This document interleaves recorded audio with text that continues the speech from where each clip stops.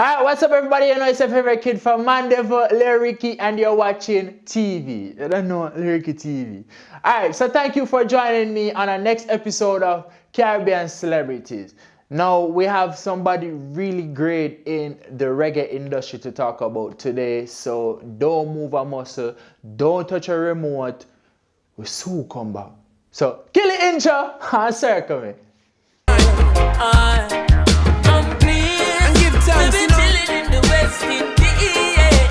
You see that smile on me. The word Buju is a Maroon word meaning breadfruit. The reason for that name, I have been told that when I was much smaller, I was rather fat and chubby. News was always calling me, going to dance hall. My father run me down for beat me because I dance hall. I have to get locked out of the house and sleep outside because I dance hall. No, you're sorry, you never remember the Almighty One in your days of splendor. Paper, you see how many people get deported and, some of the activities, criminal activities that go on. Alright, so thank you for staying tuned. As I said before, we have somebody really great in the reggae industry to talk about. Before we even move on, I know probably you wonder, why the do-rag though? But I look kind of gangster with it, so I'll just keep it. Anyways, so this week we'll be talking about the great veteran himself, Buju Banton. You know what I mean? Great veteran in Jamaica itself, and he has done a lot. So we're going to uncover what he has done for Jamaicans and all of that. You know what I mean? So let's get started. So Buju was born Mark Anthony Mary, 15 of July 1973. You know how old him be? 1973 in born, so do the maths, saying a young boy. Buju, as me say, a veteran, so nobody come with no little disrespect on him. Something there, put some respect for them name. Put some respect for Buju name. Alright? So he's a Jamaican dancehall reggae musician, and he has collaborated with a lot of people. Now, Buju has done a lot of things, personal things, musical wise, and whatever, in life kind of large. You got what I say? So we're going to start from anywhere. So he has collaborated with a lot of artists internationally like Busta Rhymes, Fat Joe, Trey Songz, Stephen Marley, Damian Marley, and what more. You get what I say? Then we say, yo, the veterans them do a lot. And since him come back, we expect a lot from Buju, and we don't know, say, yo, God, what more for me to say? So he has collaborated with a lot of artists. Much of his music deals with spiritual and political issues, love and life lessons. If you're really a fan of Buju, you listen to song them, you don't know, say, oh, most time song them deal with very big issues. Like when they sing about murderer. Load is on your shoulder. Kill like today, you cannot kill like tomorrow. Alright, so Buju released a number of dancehall singles as early as 1987. But came to prominence, wait. Big word. Prominence.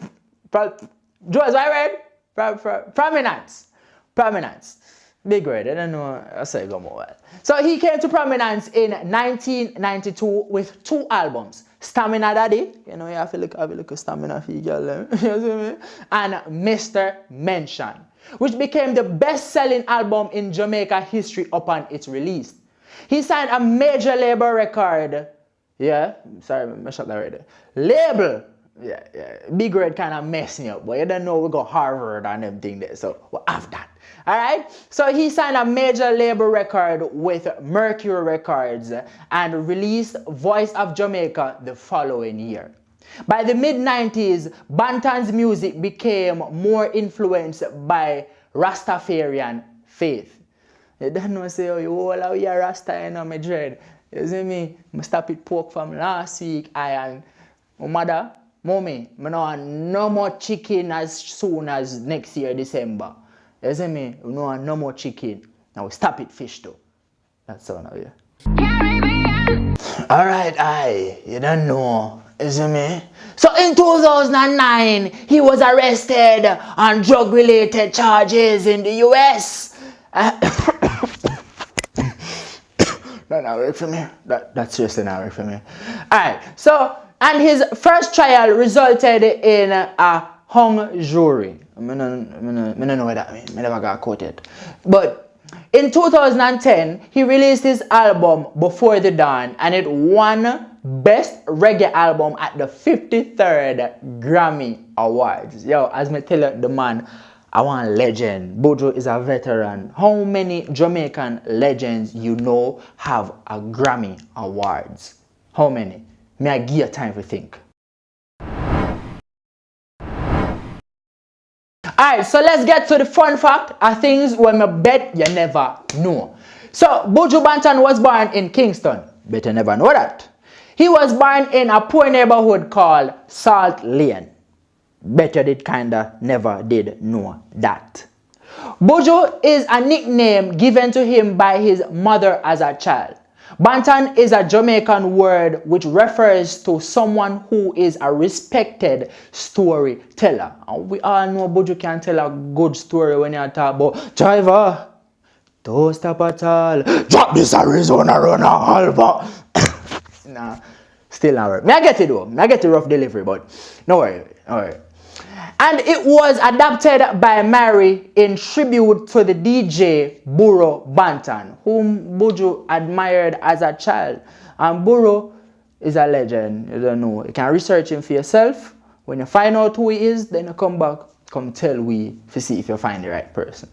So, Buju emulated Burro's rough vocals and forceful delivery, which you don't know, say, yo, him have that kind of delivery that will make you say, yo, the man bad. You got my say, hey, hey, hey. Oh, sorry, I never saw you guys there. Just I made sponsor on Bad Buju, you don't know. I'm a living, all I will pray. Alright, so Buju also has 15 children. 15 pitney. Big man is. 15. You know hear me say, right? I'm going to say it one more time in case you don't hear. No bother. I'm sure you hear that. So as a young boy, Buju would often watch his favorite artists perform at outdoor shows, such as local dancehall shows in Denham Town.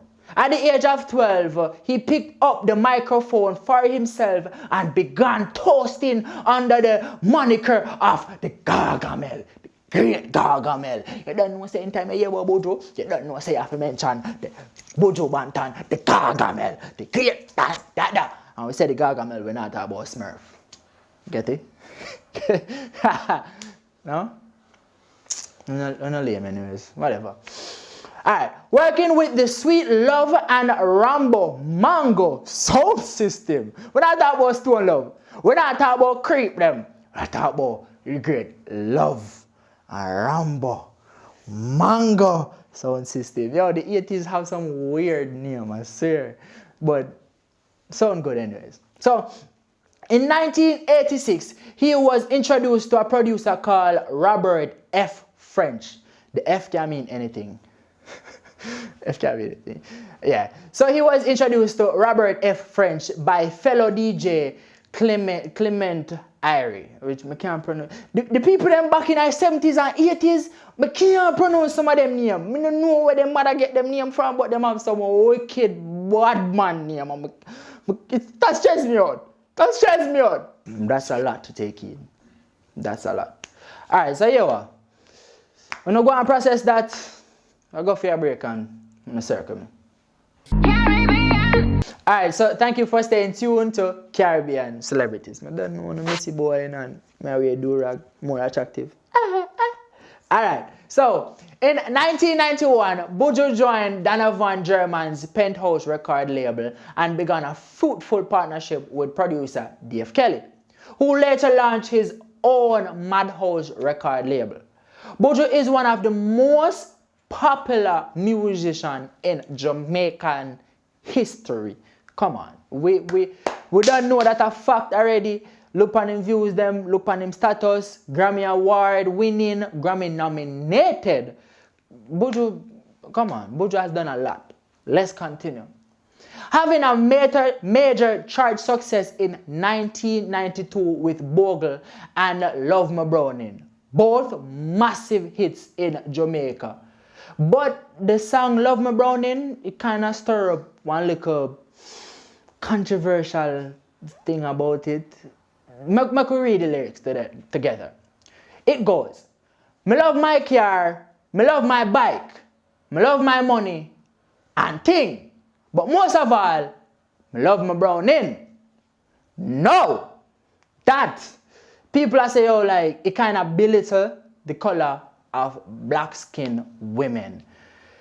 And honestly, I wouldn't think so. You know what I mean? It's just a song of him expressing his feelings towards brown-skinned women or such or whatever. We all love brown women, but we now leave out the black one them because they don't know women is women. I'm not going to shut up because I'm going to get myself in trouble. Alright, so Buju respond to that. He released a song called Love Black Women, which, nice song, but I don't know, Love Me Browning have a look at 20. Me love me car. You know? We don't stop crying for all black woman, no. Respect all the girl them with dark complexion. Alright, so with that said, in 1992 was an explosive year for Buju. He broke Bob Marley's record for the greatest #1 singles in a year. Now, me say it slow, so no hear what me I say. Me say it slow for make you know say yo Buju and no youth. Me say it slow for sure you say yo Gargamel out here. The Gargamel is real. We're not talking about the 6, we're talking about the Gargamel. It's the greatest #1 singles in a year. Buju's gruff voice dominated the Jamaican airwaves for the duration of the year 1992. Banton debut album Mr. Mention includes many of his greatest hits from the year, including Bonafide Love. You see me? I love you anyway. I don't know why. You see me? Me know a song. How did that? Alright, so we're gonna really do one like a controversial topic, which kind of rough, but let's just get it over with. In 1992, also saw a unsanctioned release of Boom Bye Bye, a controversial song recorded several years earlier when the artist was 15 years old. You hear that? Buju made the song when he was 15, which resulted in a backlash and threatened to destroy his career. Several years later, the song would later become the subject of outrage in the United States and Europe, leading to Banton being dropped from the lineup of WOMAD Festival and also numerous shows that he was scheduled for. Banton subsequently issued a public apology.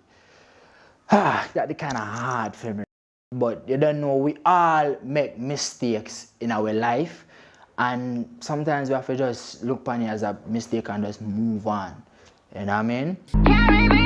Some of Banton lyrics deals with violent themes, which he explained as reflecting the images that young Jamaicans were presented with by the media. So you don't know, say, a lot of times Jamaican or dancehall reggae artists will sing about violence, or DJ about violence, or DJ against it. You know what I mean? So really up to you which one you want to listen. Let's continue. The reality of Kingston violence was brought up in 1993 by murders in separate incidents of his dearest friends, 3 of his closest friends, such as Panhead. Tell a 90s name just weird. DJ Panhead, like really? Really? Alright. So, DJ Panhead was murdered. Also, singer Mickey Simpson and one hard name for call. He was also murdered in 1993. And Buju's response to that was a big hit song that we all know. Murderer, blood is on your shoulder. Kill I today, you cannot kill I tomorrow. Alright, so that song condemned gun violence, going against the flow of prevailing lyrical content in dancehall. The song was inspired by Buju to couple clubs for them stop play violent lyrics and gun violence and all of them subject matter there. I don't know what things said. As a big dancehall reggae artist, they are going to influence certain things. So your career really define who you be and the role you play in whichever industry you partake in. Alright?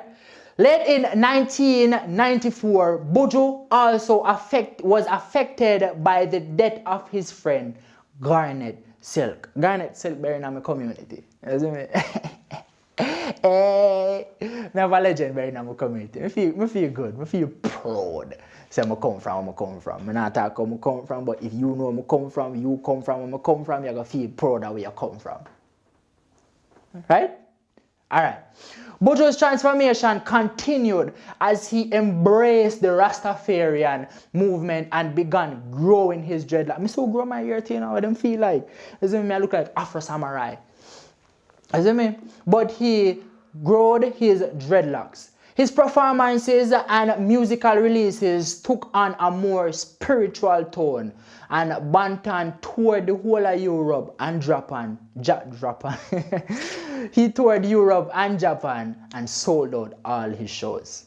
Impressive, very impressive. Dancehall artists did not abandon slack and violent lyrics altogether, but his album paved the way for greater spiritual influence within the music. In the wake of Buju transformation to Rastafarian, many artists such as Capleton embraced the faith and began to embrace positive music as well. You don't know Capleton have a couple songs out there what we love. Can you give me one Capleton song? Him not remember either. But you don't know Capleton have a bad song out there. Alright, so the same year, Buju Banton took control of his business by establishing his own record label, Gargamel Music Label. And again, when we say Gargamel, we're not talking about Smurfs. Alright? Releasing his popular single, Love Sponge, on vinyl in Jamaica and overseas. Honestly, I'm tired. Alright, here we go. Touch for a break. I'll come back. Woo! Thank you for staying tuned to Caribbean Celebrity. We have a lot more Buju to talk about, so let's dive right into it.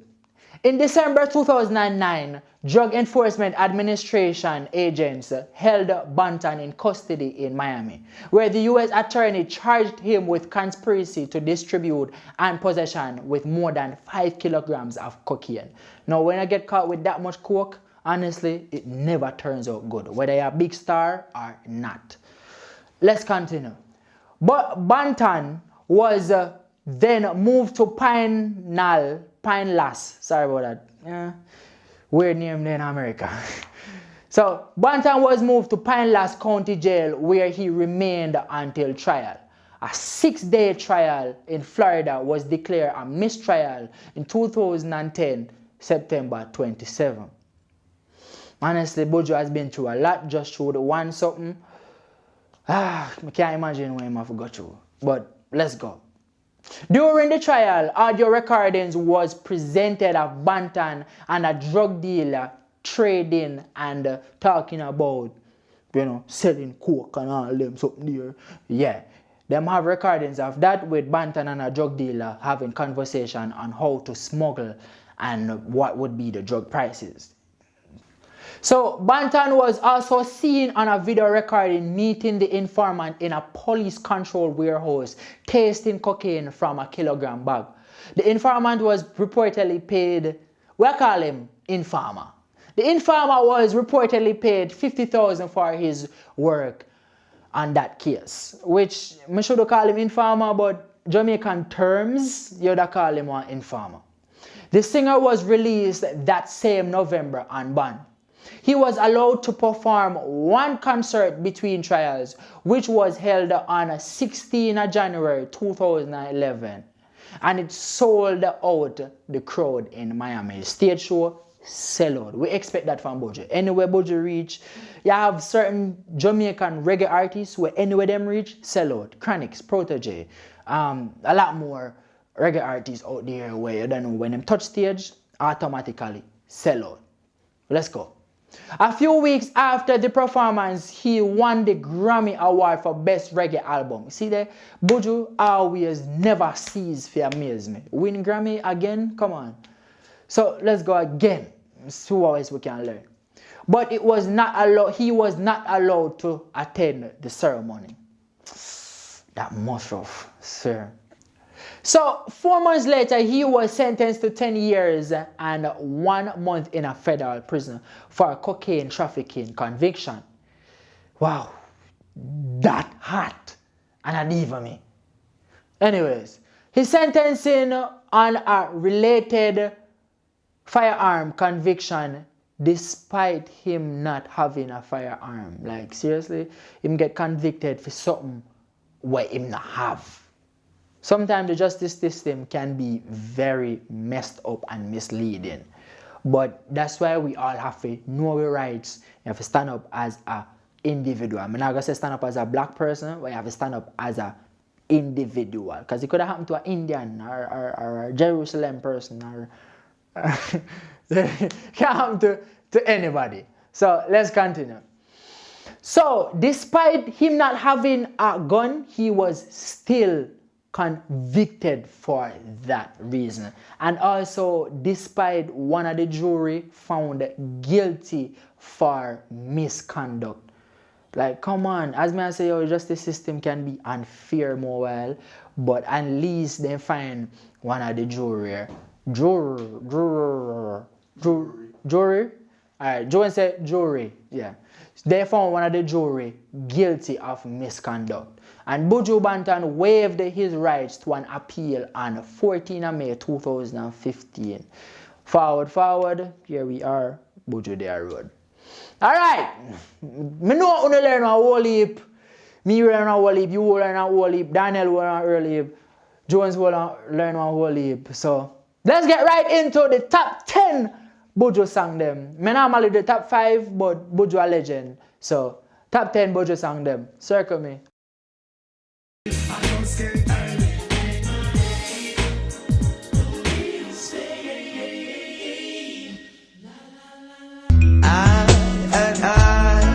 I wanna rule my destiny. One shock out if I to face a gun.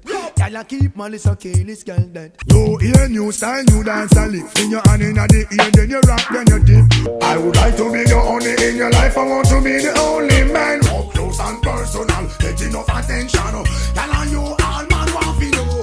Alright, so them song there from 10 to 6, so they know hot song. So let's get in a hotter song them from 5 go to 1. I need more time. Could you stay in on me world? I want you brighten up me life. I am oh so lonely inside, so I sing this. Oh, say that big man don't cry. Walk like a champion, talk like a champion. What a piece of money, girl. How will you get it from? Make a later down the south. Walk come a dance, come work, come shock out. So Alright, so thank you for staying with us through the whole show. You don't know, say I had fun, you had fun, Jones had fun, Eclipse had fun, all of us had fun. So make sure to stay tuned every week on my YouTube channel, Lil Ricky TV. Subscribe. And if you want to watch me on TV, just turn to 391 or 403 on Flow. You can check me out on E+. Thank Live TV for, helping us with the studio settings. Great thanks. So, another week, another episode. Comment on my YouTube channel who you really want me to document next. I'm going to make sure if I do that for you. So, I'm out! Out!